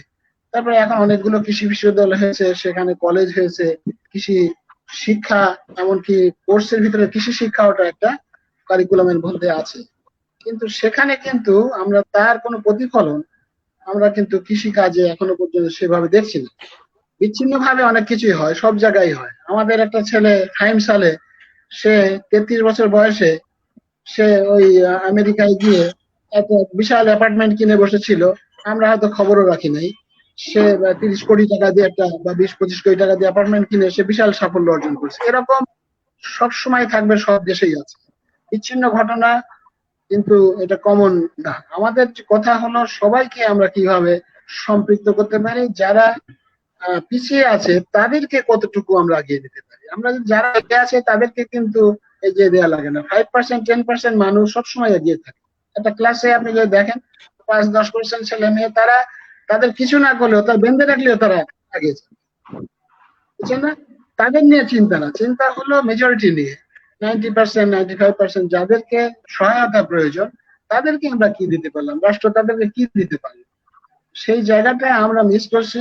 এবং আমরা যখন এই সেলিম ভাই, উনি খুব অ্যাক্টিভ মানুষ, বিভিন্ন বিষয়ে তার কথা বা লেখালেখি গুলো আছে, উনি সুন্দর লেখেন, আমি সেটা পড়ি মাঝে মাঝে। আমি যদি ফেসবুকে বেশি ঢুকি না, পার্টিসিপেট দু এক সময় করি। কিন্তু কথা হলো উনি বলছেন আমাদের এটা করতে হবে, আমাদের এটা করতে হবে। আমরা কারা? হু আর উই? আমরা কি দেশের ওনার হিসাবে নিজেদেরকে আমরা এ করতে পারছি? ওই জায়গাটা যতক্ষণ পর্যন্ত না নির্দিষ্ট করা যাবে যে আমি এ দেশের মালিক, এই মালিকানাটা দাবি করতে হবে। আমি বাচ্চাদেরকে বলি বা এদেরকে বলি সবসময় কথার ভিতরে আমি মালিক, তুই চাকর, আমি মালিক, এই কথাটা বলতে হবে। বড় বড় মানুষদেরকে বলতে হবে, বড় গলায় বলতে হবে যে আমি মালিক, এই দেশের মালিক আমি। এই কথাটা আমরা বলতে ভুলে গেছি। আমরা মনে করছি যে আমরা কেউ না, আমরা শুধু তাদেরকে বেগ করতে পারি। এই বেগিং এর প্রিন্সিপালসটা আমাদেরকে ছাড়তে হবে। যে এই যে বেগিং অ্যাটিটিউড দিয়ে কোনো কিছু হবে না। আমরা যদি দলবদ্ধ করতে পারি, সংঘবদ্ধ করতে পারি, তারা বলবে যে আমরা মালিক, আমরা এটা চাই, এটা দিতে হবে। You are responsible for this, otherwise you go away. এই কথাটা আমি আমার এক বন্ধু ইয়ের কথা বলি, আমেরিকান বন্ধু, উনি আমাকে বলছিল যে তোমরা তো এখানে ঘুষ ঘাস দিয়ে কাজ করাও বিভিন্ন অফিসে, আমাদের এখানে কি হয় জানো? বলে যে কি?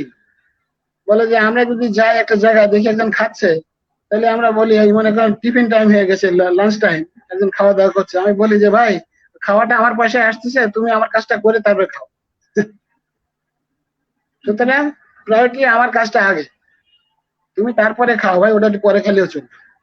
তার মানে তাকে মনে করিয়ে দেয়া যে you are for me, it is not you are be, তুমি তোমার জন্য না বা তোমার ফরচুন মেকিং এর জন্য। এই কথাটা আমার মনে হয় এটা কৃষকও বলতে পারে। সেই বলার সংগঠন আমরা তাদেরকে তৈরি করে দিই নাই। আমাদের দেশে এক সময় কিন্তু ছিল না কিছু, তা তো না, কিন্তু পলিটিক্যাল একটা কৃষক উইং ছিল প্রত্যেকটা পলিটিক্যাল পার্টি। তারা কোথায়? তারা সেখানে তারা কি করছে? এখন এরাই তো বড় শক্তি, সবচেয়ে বড় শক্তি। এবং এটা পলিটিক্যাল উইং তারা যদি থাকে, এটা কৃষক লীগ বলে, আমরা তো কোনোদিন দেখি না কৃষক লীগ বা কৃষক দল বা যাদের আছে তাদের কোনো একটা ভয়েস কোথাও দেখি না। তাদের তো এই স্বার্থে কথা বলার কথা। কারণ পলিটিক্স কে আপনি যদি চেঞ্জ না করতে পারেন, যদি ইনফ্লুয়েন্স না করতে পারেন, তাহলে আপনি কি করে পরিবর্তন করবেন? আপনি আজকে যে বন্যা হচ্ছে 450 কোটি টাকা বলছেন, আমি হিসাব করলে 4,500 কোটি টাকা। এটা কে হিসাব করেছে? কালকে ত্রাণের মন্ত্রী বলছেন যে আমরা 3 কোটি টাকা দিছি, যদি লাগে তাহলে আরো দেবো। বুঝছেন? 3 কোটি টাকা উনি দিচ্ছেন এবং লাগলে আরো দেবো, কিন্তু লাগেনি এখন। এই কথাটা বলার ধৃষ্টতা কোথায় পায়? আমরা তাদেরকে অ্যালাউ করছি, তাদেরকে দিনে দিনে প্রতিদিন আমরা তাকে অ্যালাউ করছি, প্রতিটা মুহূর্তে তাকে অ্যালাউ করছি। এটা যতদিন আমরা এই পরিবর্তন না করতে পারবো, আমাদের অ্যাটিটিউড আমরা চেঞ্জ করবো, আমরা এই করবো ওইটা করবে, প্রত্যেকে গোলার ধান কেটে নিয়ে গেল, সব কেটে নিয়ে যাচ্ছে, আমরা বলছি আচ্ছা ঠিক আছে দেখি কি করা যায় না। এটা দিস ইজ টু মাচ। এটা দেশের মানুষ মরে যাচ্ছে, আপনি মরে যাচ্ছে। আসলে আপনি হিসাবও নাই, আপনি যে হিসাব করবেন যে মরেছে কয়জন, সেই হিসাবটাও তো আপনি নিতে পারবেন না। আপনি কারণ হিসাব করার অধিকার আপনার নাই, যে হিসাব বলে গেলাম যে মরে যাচ্ছে, সে বলার অধিকার তো আপনাকে। সেই প্রতিষ্ঠান তৈরি করতে হবে, সেই প্রশাসন তৈরি করতে হবে, সেই দাবি করতে হবে যে আমরা মালিক এবং আমরা এই যুবরা, তোমরা বুড়ো হয়েছো, তোমরা এগুলো করে গেছো, আমাদের ব্যর্থতা যে আমরা পারি না ওদের কাছে, এটা ক্ষমা চাওয়া উচিত আমাদের করতে, যে আমরা তাদের কাছে কিছু করতে পারিনি। আমি শেষে বলতে চাই এই কথাটা, যে শিক্ষা ক্ষেত্রের কথা বলা হয়েছিল, যে শিক্ষা, আমরা কিন্তু কৃষি নিয়ে কথা বলছি, কৃষিতে একটা সার্টেন পার্সেন্টেজ অফ পিপল তারা এনগেজড হবে। আমাদের এখন ডাইভার্সিটি অফ এনগেজমেন্ট হয়েছে সারা পৃথিবীব্যাপী। সুতরাং আমাদেরকে সেই লক্ষ্য অভিমুখী লেখাপড়াটা করতে হবে, যে সবাইকে যেন দেশপ্রেমিক হিসেবে গড়ে ওঠে, সৎ হিসেবে গড়ে ওঠে এবং একটা এফিসিয়েন্সি নিয়ে গড়ে ওঠে। আমাদের সেদিন একটা আলোচনায় আপনি জানেন যে এখানে আমাদের ইয়েতে আলোচনা হচ্ছিল যে কৃষি বিশ্ববিদ্যালয় থেকে যারা পাশ করে বেরোচ্ছে, আমাদের বলছেন প্রাণের বোধহয়, ওদেরকে আমরা যখন এনগেজ করি তখন 2 বছর লাগে তাদেরকে ট্রেন আপ করে আমাদেরকে কাজের উপযোগী। এখন কৃষি বিশ্ববিদ্যালয়গুলো বা এটাগুলো প্রতিষ্ঠানগুলো তারা কি কাজ করছে, কিভাবে কৃষি শিখাচ্ছে, যে তাদেরকে একটা জায়গায় এনগেজ করলে তারা 2 বছর লাগে। সুতরাং এই জায়গাগুলো, শিক্ষার এই জায়গাগুলো, যে একটা শিক্ষাটা যে একটা শিক্ষা হবে, কাজমুখী কর্মমুখী শিক্ষা হবে, সেগুলো যদি আমরা প্রত্যেকটা প্রতিষ্ঠানকে তৈরি না করতে পারি, কিন্তু তা তো হবে না। কিন্তু তৈরি করবেন কিভাবে? সেখানে আপনি দেখেন দুর্নীতিটা এমন ভাবে ছেয়ে গেছে যে সেখানে একটা শিক্ষক নিয়োগ হচ্ছে, সেটা সবচেয়ে ভালো মানুষটা, ভালো শিক্ষকটা, ভালো ঠিক আছে ছাত্রটা। মজিল ভাই, আমাদের একটু শেষ করা দরকার। আমরা এই ঠিক আছে, আলোচনাটা রাখি। আমি কিন্তু সংক্ষেপে বলছি যে আগামী দিনে আমি আপনার চাই যে ছায়া পয়েন্টটা, সংসদ না, আমি চাই যে ছায়া সংসদ না, এটা কায়া সংসদ। এরা কায়াতে রূপান্তরিত, ছায়া। সেই কায়াতে রূপান্তরের জন্য তাদের যে ট্রান্সফরমেশনের যে প্রসেস, সেই প্রসেসটায় আমরা যারা একটু সিনিয়র আছি, একটু বুঝি ভালো, তারা যেন একটু ওই আলগা আলগা বুদ্ধি না দিয়ে একটু শক্ত করে বুদ্ধিটাকে, আলগা বুদ্ধিতে কাজ হবে না। বলে না যখন ইয়ে হয়, যখন একটা বলে যে যখন চরম সে সংকট হয়, তখন ছোটখাটো মলমে কাজ হয়, তখন মানে ইয়ে দরকার, মানে কি বলে কাটা দরকার, মেজর অপারেশন দরকার। আমাদের মেজর অপারেশন দরকার। সেক্ষেত্রে আমাদের কাজ করতে হবে। আমরা কথা বলছি, অবশ্যই আমরা বিপ্লবী কথাবার্তা বলে লাভ নেই, আমাদেরকে কনস্ট্রাকটিভ কথাবার্তা বলতে হবে। কিন্তু আমাদেরকে কিন্তু সত্যের কিন্তু জয় আছে। সত্যটা যদি আপনি সঠিকভাবে উপস্থাপন করতে পারেন, যারা মিথ্যার বলে বসাতে তারা কিন্তু ব্যর্থ হবে যে তারা এগুলো এগ্রি করতে, বুঝছেন না? এবং সেই পরিবেশের জন্য আমরা চাপ সৃষ্টি করি, কালেকটিভ চাপ সৃষ্টি করি। এটাই আমার অভিমত প্রত্যেকটা ক্ষেত্রে, শুধু কৃষি না, প্রত্যেকটা, বিশেষ করে পরিবেশের জন্য তো বটে। ধন্যবাদ। আমরা একটা সামগ্রিক সংস্কারের আহ্বান আপনার কাছে শুনলাম, এবং আপনি একটা রাজনৈতিক অঙ্গীকারের তাগিদ আপনি আমাদেরকে দিলেন, সেটা ঠিক আছে। কিন্তু আমরা যে জায়গাটা থেকে আজকে আলোচনাটা শেষ করতে চাই, সেটা হচ্ছে যে আমাদের তরুণ প্রজন্ম, আমরা যারা একটু বয়সের এদিকে আছি, তো আমাদের তরুণ প্রজন্ম যদি আজকে দাঁড়িয়ে বলে যে আমাদের এই পৃথিবী, আমাদের এই দুর্ভোগের জন্য তোমরা দায়ী, তোমাদের ব্যর্থতার কারণে আজকে আমাদের ভবিষ্যৎ বিপন্ন, তাহলে আমরা তার দায় এড়াবো কিভাবে? সুতরাং আমরা যারা বিভিন্ন চেয়ারে আছি, বিভিন্ন দায়িত্বে আছি, আমাদের যাদের হাতে এখনো কিছু করার সামর্থ্য রয়েছে, তারা সেই কাজটি সঠিকভাবে করছে কিনা সে আত্মজিজ্ঞাসাটাও বোধহয় খুব জরুরি। এবং বিশেষ করে খাদ্য নিরাপত্তার মতো একটি গুরুত্বপূর্ণ বিষয়, যেটি সকল পরিস্থিতিতে সকলের জন্য প্রয়োজন, গুরুত্বপূর্ণ, সেই খাদ্য নিরাপত্তা নিশ্চিত করার জন্য আগামী প্রজন্মকে, নতুন প্রজন্মকে আমরা কিভাবে যুক্ত করব, সেই প্রশ্ন নিয়ে আজকে কিঞ্চিত আলোচনা হলো, কিন্তু প্রশ্নটি শেষ হলো না, উত্তরটা শেষ হলো না। একটা কথা একটু অ্যাড করি, একটা কথা জাস্ট, সেটা হলো যে আপনি জানেন যে আমার ছোট ছেলে রিসালাত খান, ও ডেভোসে যে এটা করছিল, যে প্যানেলে ছিল, সেইখানে বিশ্বের সর্বশ্রেষ্ঠ নেতাদের সামনে ওই কথাটা এসে বলেছে যে আমরা যুবকরা আপনাদের কাছে আপনাদেরকে এইটাই ইয়ে করছি, যে অ্যাকিউজ করছি যে ইউ ডিড ইট, এবং আপনি ক্ষমা প্রার্থনা করেন, or you fail to do it। হ্যাঁ, এবং সেই কথাটা আপনি বোধহয় দেখেছেন, সে আপনার এগুলো ছিল, এখন ইজ ওয়ার্কিং ওয়ার্ল্ড ওয়াইড। এই বিশ্ব নেতৃবৃন্দের কাছে, আমাদের দেশীয় নেতৃবৃন্দ সহ সবার কাছে এই কথাটা আমাদেরকে সমস্যারে বলতে হবে যে অবশ্যই you are responsible and you please change, otherwise you leave the place. Right. সুতরাং আমরা মনে হয় ওই জায়গাটাতেই আমরা একটু থেকে আমরা আলোচনা শেষ করতে চাই। যদি আমাদের তরুণ বন্ধু দুজন, রাশেদ এবং আনিকা, তোমাদের যদি কোনো বার্নিং কোনো কোশ্চেন না থাকে, তাহলে আমরা তোমাদেরকে সুযোগ দিচ্ছি না। সেলিম ভাইকেও একই প্রশ্ন, যদি আপনার বার্নিং কিছু বলার থাকে তাহলে বলুন, না হলে আমি ডক্টর জয়নুল আবেদিনকে আহ্বান জানাবো, আমাদের প্রিয় সভাপতি, এই আলোচনাটা শেষ করার জন্য। সেলিম ভাইয়ের যদি কিছু বলার না থাকে, তাহলে সভাপতি সাহেব আপনি যদি আপনার সকলের আলোচনা শুনেছেন, আপনি যদি একটা সমাপনী দেন। Thank you. আসলে সব যারা সুন্দর করে কথা বলেছেন তাদেরকে ধন্যবাদ। আর আমি মাঝে মধ্যে আমাদের কমেন্ট গুলা পড়তেছিলাম যে কে কি কমেন্ট করতেছেন, সেগুলা কিছু কিছু মিটন তুমিও এটা ইয়ে করে কথা বলেছো। আমাদের আসলে যে আশার বাণীটা হলো, আমরা যতটাই আলাপ করেছি যুবকরা আসছে না, কিন্তু যুবকদের অনেক এক্সাম্পল রয়েছে। বাংলাদেশে অনেক যুবক শ্রেণী তারা কৃষিতে আগে আসতেছে। আমি একটা হলো যে কিছুটা হোয়াইট কলার জবে তো আছেই, যে এই মাছ, হাঁস মুরগি এগুলা প্রতিপালনে, এগুলাতে তো অবশ্যই আছে। অনলাইন ব্যবসার মধ্যে আছেন, ও যে সেলিম বলল সে আমের ব্যবসা করতেছে, এই ধরনের এগুলোর ভিতর দিয়ে অতটা আছেই, এগুলাতে আছে। কিন্তু যে কথাটা মানে সেলিম নিজেই আবার বলেছে, আমাদের উৎপাদনে আনতে হবে, এটা আসলে খুবই গুরুত্বপূর্ণ জায়গাটা। আমাদের মনে হয় আজকের আলোচনার ওইটাই হলো মূল বিষয়বস্তু, কি করে আমরা ইয়ুথদেরকে উৎপাদনে নিয়ে আসতে পারি। অবশ্যই আনুষঙ্গিক কৃষি ব্যবসায়ের অন্যান্য জায়গাতেও অবশ্যই তারা থাকবে। আমি আবারও মূল জায়গায় যাইতে চাই আমার কথাগুলায়, যে যে কৃষিকাজকে উৎপাদনের জায়গাতে গেলে একটা দায়িত্ববোধ থাকার, মমত্ববোধ থাকার, মমত্ববোধ আগে থাকতে হবে, মমত্ববোধ থেকে এটার দায়িত্ববোধ আসবে। দায়িত্ববোধ থাকলেই তখন সেখানে আমি আমার কর্মে যেতে পারি। আমি আমাদের রেজা সিদ্দিকী বহুকাল ধরে কৃষি নিয়ে কাজ করছেন, তিনি বলছেন জোর করে প্রেরণা দিয়েন না, লাভের ব্যবসা, লাভের কথা, মুনাফা দেখার কথা উনি বলতেছেন। আমরা সবসময় বলছি, আমরা কেউ বলতেছি না যে মুনাফাবিহীন কাজ করতে হবে। সকল কাজেই আমরা সবসময় আমরা বলেই আসতেছি যে কৃষি কাজকে অবশ্যই আরো বেশি লাভজনক হোক, সেটাতে আমরা চাই।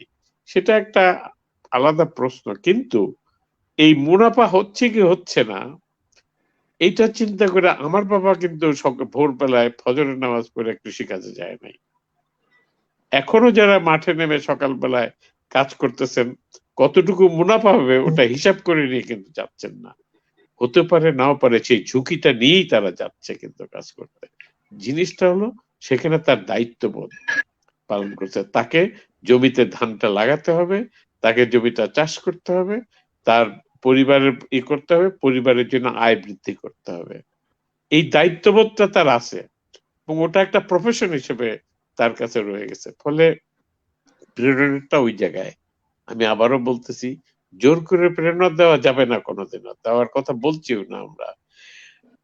এবং লাভের গ্যারান্টি দিয়েও কেউ কোনোদিন কাউকে কাজ করাইতে পারবে না। কোনো কাজেই কিন্তু গ্যারান্টি নেই, লাভ আছে লোকসান আছে, দুইটার ভিতরে যে কোনো ব্যবসাতেই আছে, আপনি যত বড় ব্যবসায়ী বলেন না কেন। ফলে দায়িত্ববোধটা, মমত্ববোধটা, দায়িত্ববোধটা আসলে গোড়ার কথা আমাদের প্রত্যেকের ভিতরে। আমরা প্রত্যেকেই যে আসলে উৎপাদন বৃদ্ধির জন্য, মানুষের জাতির কল্যাণের জন্য আমার যে প্রত্যেকের দায়িত্ববোধ রয়ে গেছে, এই দায়িত্ববোধটা আমাকে পালনের জন্যই কৃষি উৎপাদনে আমাকে যেতে হবে, সবাইকে যেতে হবে এমন কোনো কথা নাই। ব্যবস্থাপনা যতটুকু অ্যাবজর্ব করতে পারে ততজন সেখানে যেতে হবে। আমি আবারও বলি, এইটা বলে শেষ করছি যে আমরা ঝুঁকি আছে, সবকিছুতেই ঝুঁকি আছে, ঝুঁকি নাই এমন কিছু নাই।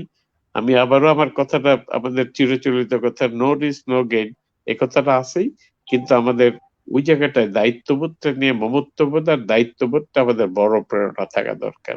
আমাদের বাপদাদা যেটার কারণে যত রোদ ঝড় বৃষ্টি যতই হোক না কেন তারা কৃষিকাজ বাদ দেয় নাই, তারা সেটাতে করেছেন। আমাদের যারা আছি আমাদেরও ওই কথাটা মনে রাখার দরকার। থ্যাংক ইউ সো মাচ, আজকে খুব ভালো আলোচনা হয়েছে। আমরা এগুলো নিয়ে ইনশাআল্লাহ আমরা সরকারের সঙ্গেও কথা বলবো, জাতির সঙ্গেও কথা বলবো। Thank you so much. Sir অনেক ধন্যবাদ আপনাকে, আমারও খুব ভালো লেগেছে। বিশেষ করে সেলিম ভাই যে প্রসঙ্গটির অবতারণা করেছেন, আমি মনে করি অনেকেরই হয়তো দ্বিমত থাকতে পারে, কিন্তু আমার পার্সোনালিও, আমিও সেলিম ভাইয়ের মতোই মনে করি যে কৃষিকে শুধুমাত্র লাভ ক্ষতির অঙ্ক দিয়ে দেখার বিষয় নয়, এটা সংস্কৃতির ব্যাপার। এটা আমার বিশ্বাস এবং চেতনার সঙ্গে মিশে আছে। যে দেশে এগ্রিকালচার নাই সেই দেশের কালচার নাই, এই যে কথাটা, এটা কৌতুকের মতো শোনালেও এই কথাটার একটা গভীর তাৎপর্য রয়েছে। এবং আমরা অনেক জাতি বিশ্লেষণ করলেই আমরা দেখব যে সত্যি সত্যি সংস্কৃতির সংকট কত বড় হয়ে দেখা দেয় যদি সেখানে এগ্রিকালচার না থাকে। তো আমাদের সৌভাগ্য যে আমাদের একটি সুদূর অতীত রয়েছে, আমাদের কৃষি সভ্যতা রয়েছে, কৃষি সংস্কৃতি রয়েছে, এবং সেখানেই কিন্তু আমাদের আত্মীয়তার বন্ধন রয়েছে। রবীন্দ্রনাথ এক জায়গায় বলতেন যে বালি মাটিতে চাষ হয় না কারণ বালি মাটির দানাগুলো পরস্পর ছাড়া ছাড়া। এবং এই কথাটা বলে তিনি সমাজের সংকটগুলোকেও তিনি ওইভাবে বুঝিয়েছেন যে সমাজে মানুষের মধ্যে যদি আজকে ছাড়া ছাড়া ভাব থাকে, বালি মাটির দানার মতো তারা যদি পরস্পর ছাড়া ছাড়া থাকে, তাহলে সেই সমাজ বাসের অনুপযুক্ত হয়ে যাবে, যেমন করে বালি মাটি চাষের অনুপযুক্ত হয়। সেখানে আমাদের ভেতরে কিছু পলি সংযুক্ত করা দরকার, কিছু লতা পাতা ইত্যাদি সংমিশ্রণ করে সেটাকে চাষের উপযোগী করা দরকার। সমাজের সংস্কৃতিকে টিকিয়ে রাখার জন্যই কৃষিকে এগিয়ে নিতে হবে। কৃষিকে এগিয়ে নিয়ে যাওয়ার জন্য তরুণ সমাজকে, আমাদের ভবিষ্যৎ প্রজন্মকে এগিয়ে নিয়ে আসতে হবে। আর আমরা যারা আছি এই পারে আমাদেরকে এই দায়িত্বটা নিতে হবে। স্যার যে দায়িত্বশীলতার কথা বলছেন, সেই দায়িত্বটা নিতে হবে যাতে করে কোনো তরুণ আমাদেরকে না বলে তোমরা কিন্তু তোমাদের দায়িত্ব পালন করনি, আমাদের দুর্ভাগ্যের জন্য তোমরা দায়ী। সেই কথাটা যেন তারা না বলে, তাই সেটা আমরা আশা করব এবং আমাদের নীতি নির্ধারকরাও সেভাবে চিন্তা করবেন। সকলকে ধন্যবাদ জানিয়ে আজকে আলোচনা শেষ করছি। আগামী 25শে জুলাই বিকাল 3টার সময় যুব ছায়া সংসদের অধিবেশন বসবে, নবম অধিবেশন, এবং সেই অধিবেশনের প্রতিপাদ্য হচ্ছে নয়া স্বাভাবিকতা ও খাদ্য নিরাপত্তার ঝুঁকি উত্তরণে যুব নেতৃত্ব। অর্থাৎ যুবরা কিভাবে এই নয়া স্বাভাবিক পরিস্থিতিতে খাদ্য নিরাপত্তা ঝুঁকি মোকাবেলা করতে পারে সেটা নিয়ে যুবকেরা কথা বলবে। ওই দিন আমরা কথা বলবো না, ওই দিন যুবকেরা কথা বলবে, তারা তাদের চিন্তাগুলো তুলে ধরবে। সকলকে সেটি দেখার এবং শোনার জন্য আমন্ত্রণ রইল। ধন্যবাদ সকলকে, ধন্যবাদ সম্মানিত দর্শক মন্ডলী, এবং আপনাদের মতামতের জন্য আমরা দারুণভাবে আপনাদের প্রতি কৃতজ্ঞতা প্রকাশ করছি। সকলে ভালো থাকবেন। সবাইকে আসসালামু ধন্যবাদ। আলাইকুম। সবাইকে ধন্যবাদ।